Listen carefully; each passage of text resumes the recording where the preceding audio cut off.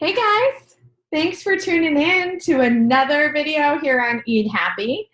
I'm just jumping on really quickly just to sort of recap. I've had a great morning. I always get so much energy whenever I'm out there collaborating with other entrepreneurs, other people filled with so much passion. And so that's what I got to do this morning. I got to meet with my friend in Ohio, and I've got another woman who is just trailblazing through her business down in Florida, and excited to make some great connections over in the UK. So, and it's still before noon here in the Northeast.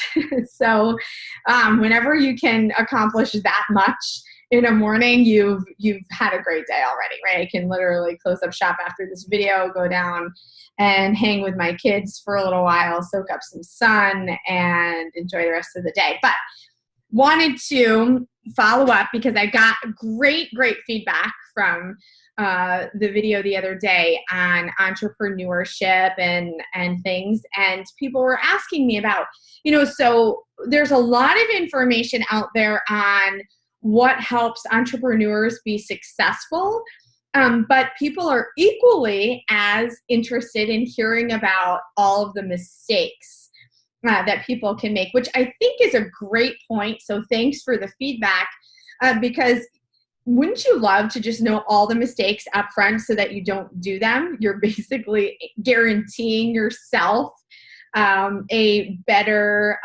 experience than the person before you. Makes sense to me. So here goes. I'm doing another top 5 list as requested. And this is all about what I've learned over the past 2.5 years, but also what I've learned so that I could be as successful as I've been. So there's no ego in this. I'm just trying to help you guys out. And another reason why I think it's really important to share this information, I know there's a lot of people out there that provide different trainings or different coaching or things specific to entrepreneurs. They have a ton of resources and knowledge. There's really great people out there offering these services. But in my mind, one of the things I'm thinking about is the reality that entrepreneurship is on the rise. There's literally more people starting their own businesses these days than any of us could ever keep up with in terms of working with people individually. And literally the projection is by the year 2027, over half of the people filing their taxes are going to be including a 1099 there. Okay, so 2027 is right around the corner. And wouldn't you rather have all of this knowledge as you embark on your new journey, so you can be a step ahead of the masses that are flooding themselves into entrepreneurship? Yeah, I mean, I wish I could have had all of that, right? So that's literally what I'm doing, is I'm giving you a tool and a resource to help you be more successful.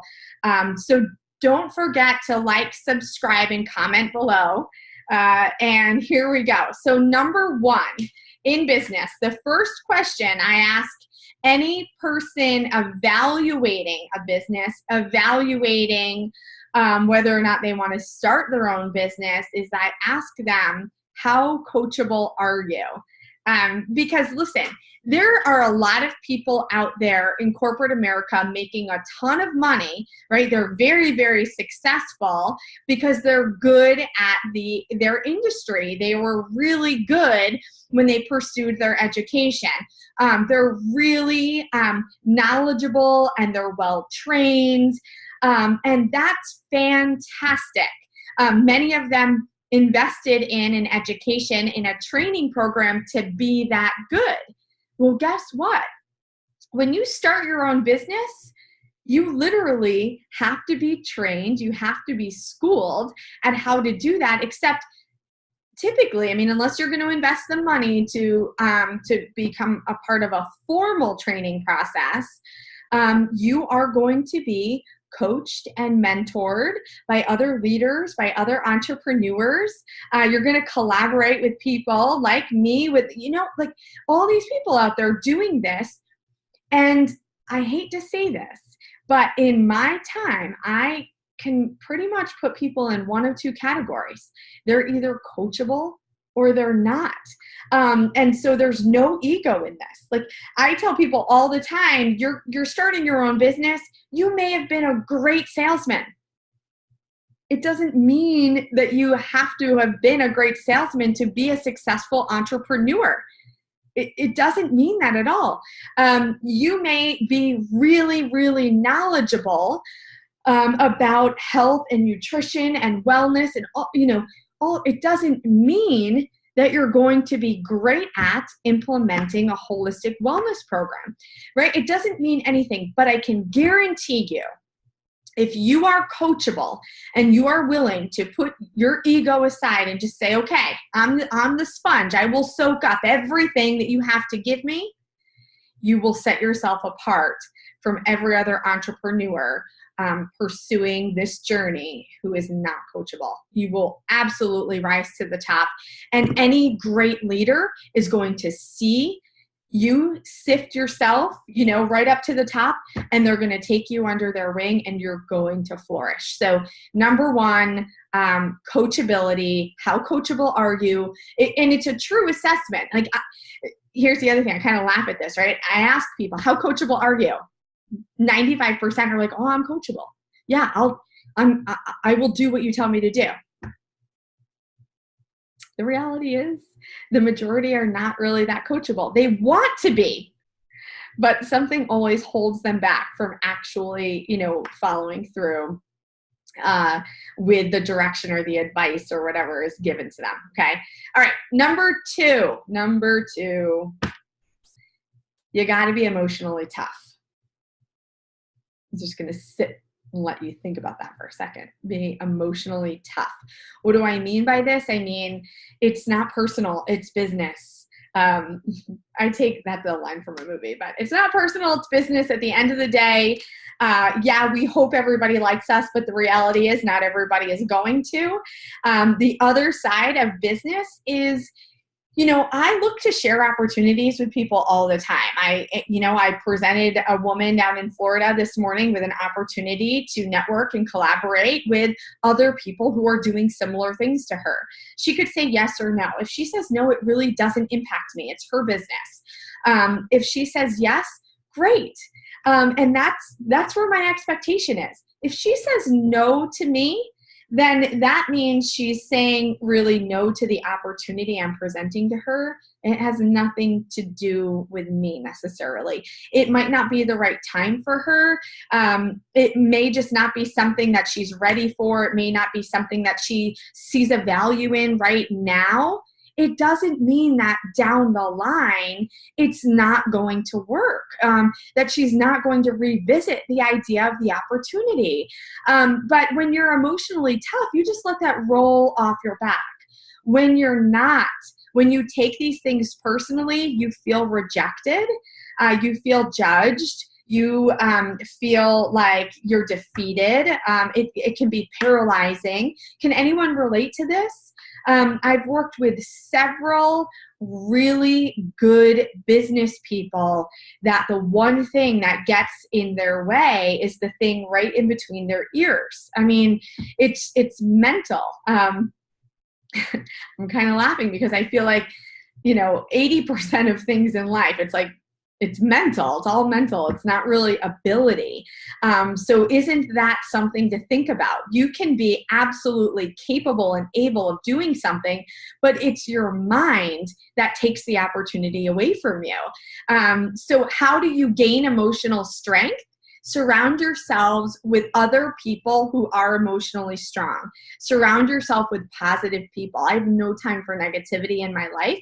I also listen to a lot of motivational audios, podcasts, Do you read every day? Read something motivational and read something related to your business and having a business mindset.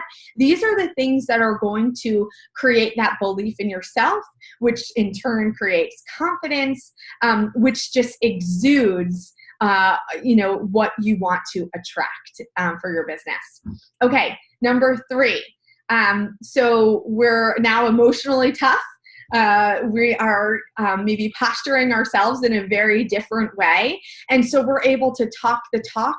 And I ask you to then follow up with, are you able to walk the walk? Do you have integrity in your business?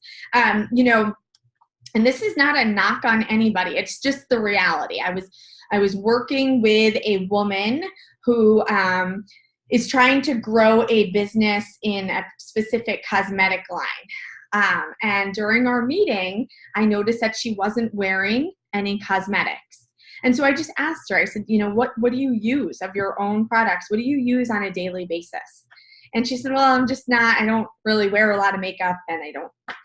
And so I looked at her and I said, I have to tell you, you talk the talk, great. You've got me interested. But the fact that you're not using any of your own products, that has got my mind going a little bit. That's where the questions are coming from. Is it that you truly don't like the cosmetics, or do you just not like cosmetics in general, or do you not know how to apply them, or do you?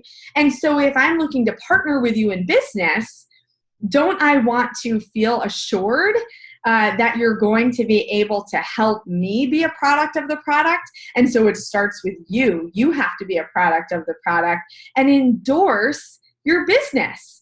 It's like if you owned your own auto body shop, would you take it down to, Monroe? Would you take your car down to Monroe to get your oil changed and to do your maintenance? No, you would give yourself, your business first. So you've got to have the credibility, which creates the integrity of your business, and you've got to be exuding that out to everyone around you. All right, number 4. Do you have a duplicatable process? This is really important because I hear people say time and time again, I want to find the next me to do business with. That's, they feel really confident in themselves and in their ability and, in everything that they're doing to build and support a healthy, financially strong business. I absolutely agree with you. You want to find the next you, but then do you have a system that you can share with that new partner so that they can easily duplicate it and be as successful as you are? That is the number one question that people are asking themselves as they're listening to any type of business opportunity. The question is, am I also going to be successful? Can I ensure that I can also succeed like the person who's talking to me? And so one of the resources you want to have available is that duplicatable system so that you can show people specifically what is it that I need to do on a daily, weekly, monthly, annual basis to be successful. What are the numbers behind this business plan? I met a great contact. I'm going to tell you right now, she's going to be successful in life because she's so determined. She's also failed enough to know what isn't going to work at this point. And when I told her, I said, can I show you some numbers? Can I show you a projection? Can I show you a plan that can give you the numbers so you know exactly what it's going to take to earn the income that she has in mind? And she said, yeah. I mean, people tell me that this is available all the time, but nobody's actually shown me the math, shown me what it is I have to do. So for me, that means that I've already introduced her to a duplicatable system. So that's really, really key, really, really important. The minute somebody starts talking to me about tiers, levels, percentages, I'm already like, oh man. doesn't sound duplicatable because at some point it's never going to be mathematically possible for you or for someone else to succeed. And that's got me concerned for them. And so I want to show a duplicatable system that proves at any point in time. Again, timing being the factor, right? It might not be the right time right now, but even 6 months from now, it's still going to be an opportunity for you. You didn't lose anything in the last 6 months. Could be 6 years from now. You're not going to lose anything 6 years from now. Again, we're qualifying this entire process for someone so that it's the right fit for them today, and there's no pressure. I don't. That to me feels like you're looking for a warm body, not a true business partner, okay? So if you go into entrepreneurship with a business model or with a system that is duplicatable, you will absolutely be successful because you've done all the groundwork, right? Now you just need to duplicate that process. Okay, and number 5, this is my favorite, so I kept it for number 5. Is this whole idea around follow-ups. And I use the term follow-ups loosely. Some people are in a sales background, so I think it's probably the easiest way to understand what I'm going to articulate for you. And that is, most people have to be touched by an opportunity about 5 to 12 times before they actually see themselves in that role as an entrepreneur, as a business owner, as someone who's going to pursue this new lifestyle, this new journey, okay? 5 to 12 times. So that doesn't mean that you're pitching. It doesn't mean that you're selling. It means you're literally just reminding someone of an opportunity. And how I do that oftentimes is also about education. It's about knowledge. It's about sharing a mindset. It's about exuding a positive attitude. I'm not formally going to them saying, hey, I want you to evaluate my business again. I'm never going to do that. But I'm going to follow up and nurture that relationship over time, because people need information. They need to feel secure. They need to eliminate that fear. And so we give them the space that they need to feel comfortable moving forward. You don't want to build a business just by creating urgency and cycling through masses of people. That's honestly how a lot of businesses get a bad rap.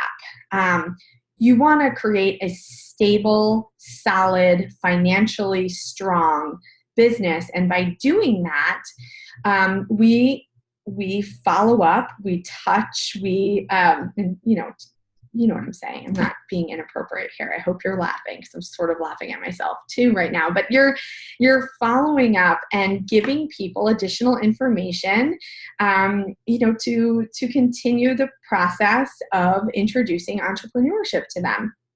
And here's the astounding stat that reinforces the whole idea around follow-ups. 80% of people stop after the second follow-up.